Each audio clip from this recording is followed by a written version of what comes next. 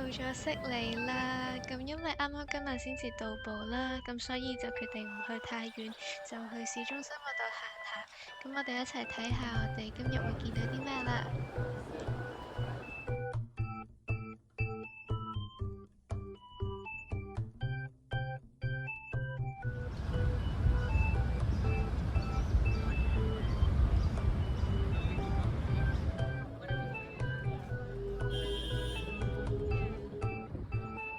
咁因為到埗嗰日星期六啦，夜晚有煙花睇嘅，咁去碼頭睇煙花之前呢，咁我就去咗附近嘅 Chinatown 嗰度揾嘢食，咁一齊睇下我第一餐喺澳洲食咩啦。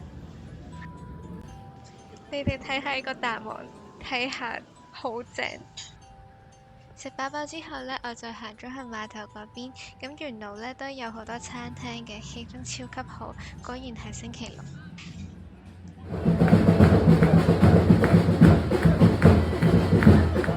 終於到碼頭啦，咁因為表演係喺9點開始嘅，我就早咗大概1個鐘頭到碼頭啦。咁喺第一排呢都仲有位剩，我就擺咗一個靚位，咁我哋一陣間見啦。放煙花嘅船終於出嚟啦，跟住我附近呢而家都已經坐滿晒人啦。因為呢，今次我第一次睇煙花，我唔知原來係可以射到咁高㗎。我熄機嘅時候呢，冇留返舊嘅位啊，咁所以大家將就下啦。睇完煙花之後呢，我沿住海港散步啦，咁沿途其實都有好多酒吧同餐廳，氣氛都好唔錯㗎。行完一陣之後呢，其實我都有啲眼瞓啦，咁所以聽日見啦。早晨啊，咁多位，咁我哋呢而家就返去市中心，去 Queen Victoria Building 嗰度睇一睇。咁啱經過間 cafe 呢，聞到佢啲早餐 wrap 好正，咁所以呢，我就嗌咗個 breaking wrap。咁食完之後再見啦。食完早餐之後呢，我就搭咗電車去 Cyclone Quay。今日嘅天氣真係超好啊！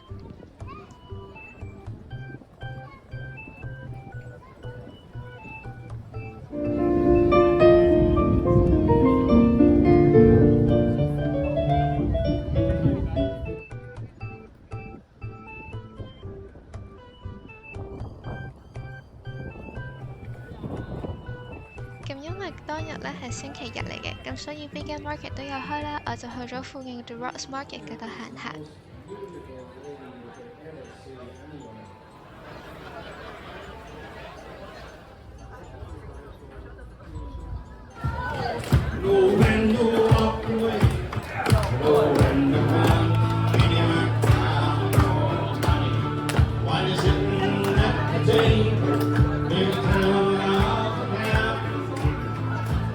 因為當日嘅天氣真係好好啦，行完 Weekend Market 之後呢，我就沿住 Cyclone Quay 嗰度散咗一陣步。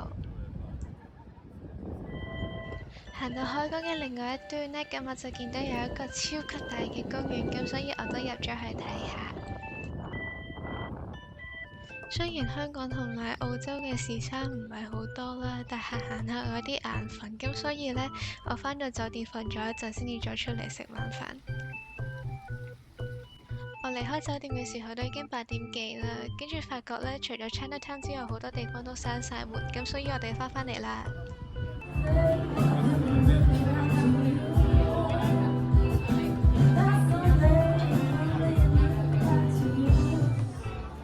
食完飯之後，我就周圍行下，跟住上咗去樓上，發覺原來全部都係夾公仔機嚟㗎。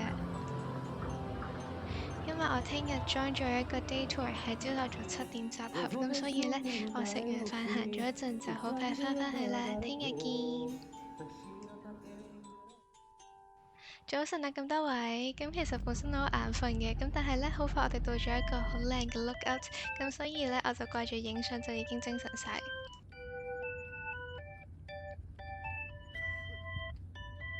坐多一程車之後呢，我哋就到咗動物園啦。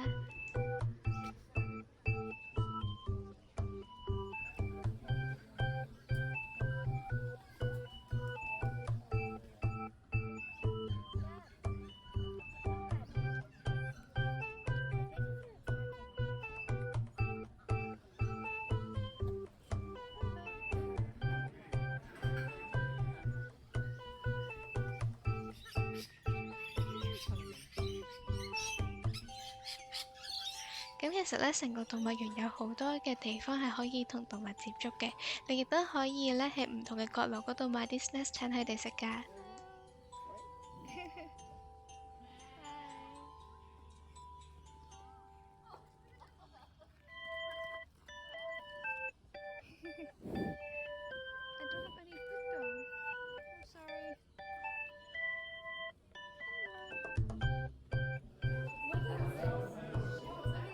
其實本身經過呢一個籠嘅時候呢，我係冇特別留意嘅，但係因為我行得好快嘅時候，見到一個黑色嘅影跟住我同一個步伐咁樣行，跟住我望清楚啲呢，其實係一隻雀仔嚟嘅，咁所以佢就上咗鏡啦。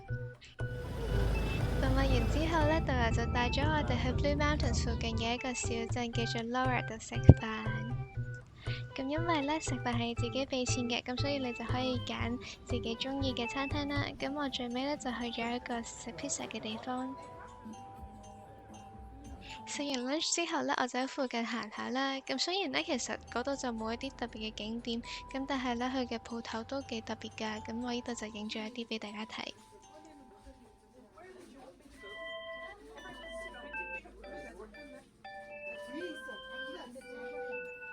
喺旅遊巴度瞓咗個晏覺，一起身呢，我就已經喺下一個景點啦。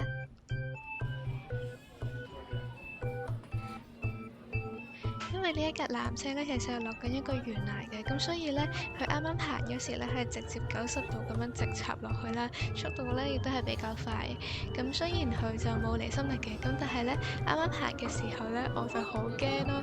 但係唔知點解，好似成架車除咗我真係驚到嗌咗出嚟，就冇人有我咁大反應。我驚到明明見到個鏡頭已經移咗位，但係我都唔夠膽搞翻啱啦。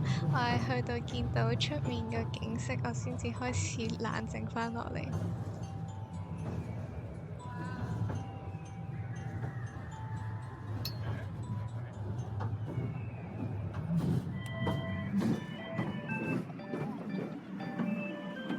咁因為其實而家架車係大概90度咁樣直落啦，咁所以呢，大家而家鏡頭見到嘅其實係我哋架車嘅天花板。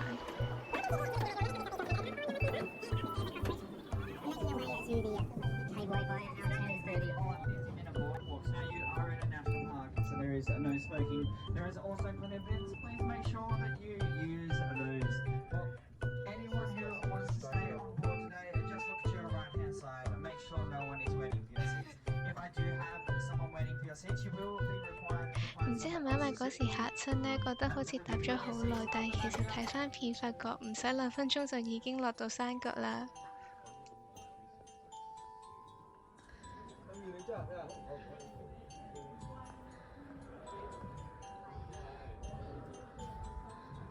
終於見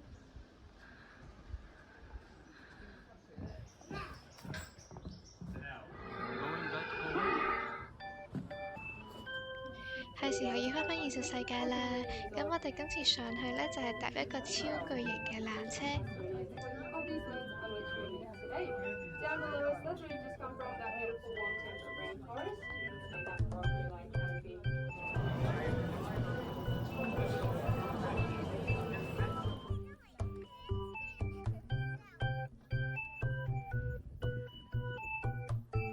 臨走之前呢，我哋仲有大概15分鐘度，咁我就行咗去附近嘅一個 lookout 度影咗最後呢一段片，真係好壯觀啊！終於嚟到 tour 嘅最後一站啦，咁大概5至6點嘅時候呢，導遊就帶咗我哋去坐船，咁可以睇到少少嘅日落。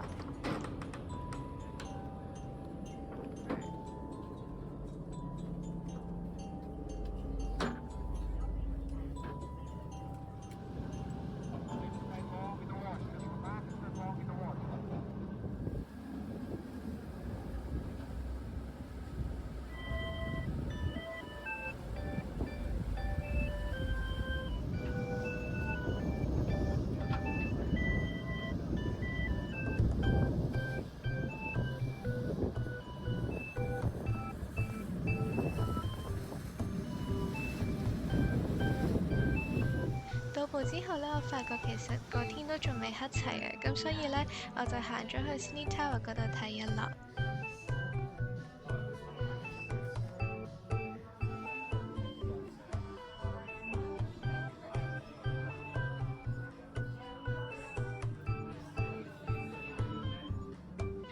motel 咧係有最低消費嘅，咁每個人咧就大概30蚊澳紙左右。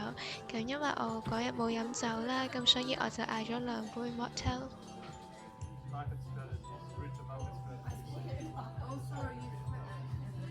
睇完個日落我就返咗酒店啦，聽日見。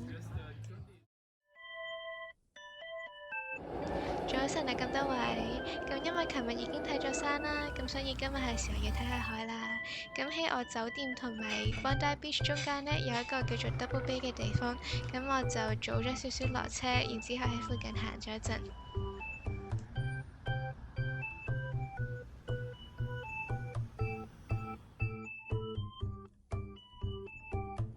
終於到咗 Bondi Beach 啦，咁因為呢度真係好靚，同埋天氣好好啦，咁所以其實我喺嗰度都影咗好多相啊。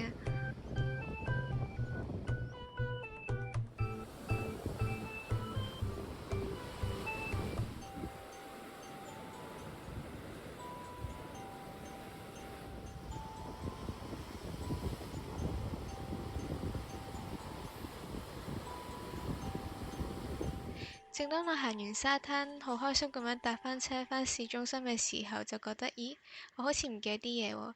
係啊，我真係唔記得咗啲嘢，我唔記得咗 Watsons Bay 啊。咁所以呢，我就決定搭返船過去睇下。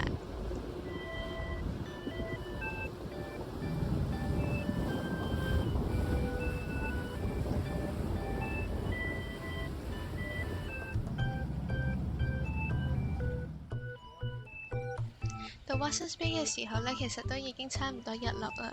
咁因為我見到咁靚啦，我就忍唔住呢喺附近間餐廳坐低食飯。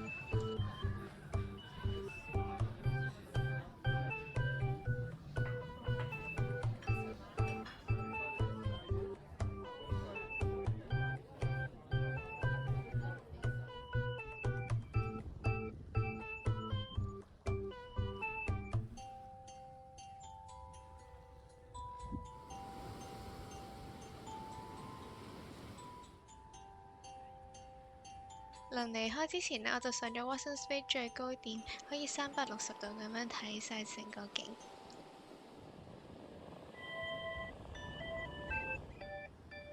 搭返車去市中心嘅時候呢，都已經天黑晒啦，咁所以聽日再見啦。早晨啊，咁多位，咁今日呢，就已經係最後一日喺 Sydney 啦，咁我就決定呢去附近嘅博物館睇下。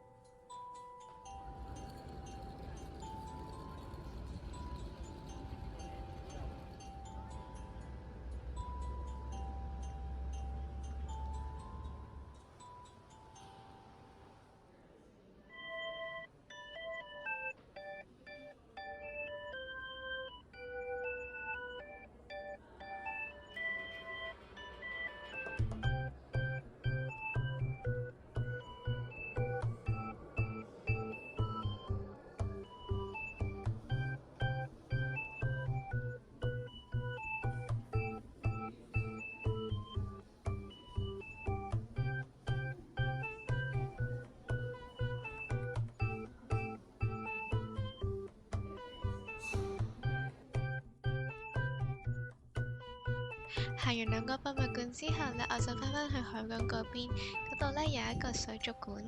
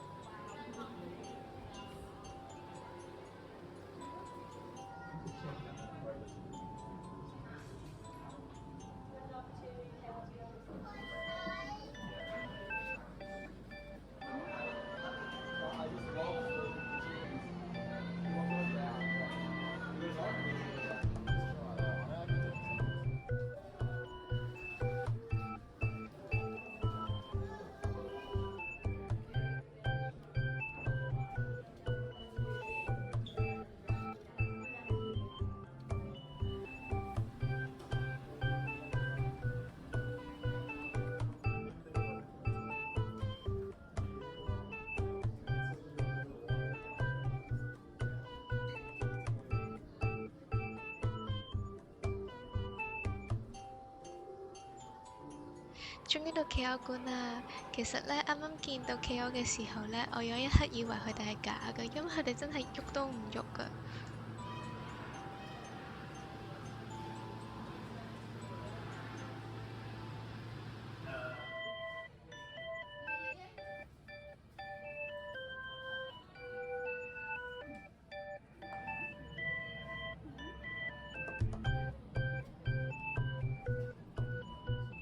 落咗船之後，我都仲喺企鵝館裏面行咗一陣，跟住有啲波波可以爬入去啦。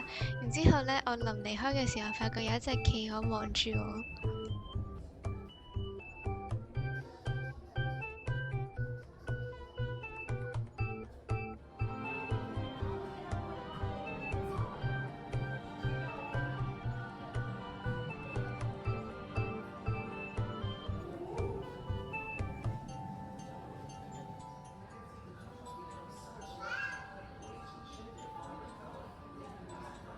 行完水族館呢，其實都已經夠鐘要去機場啦，咁所以我都開始走啦。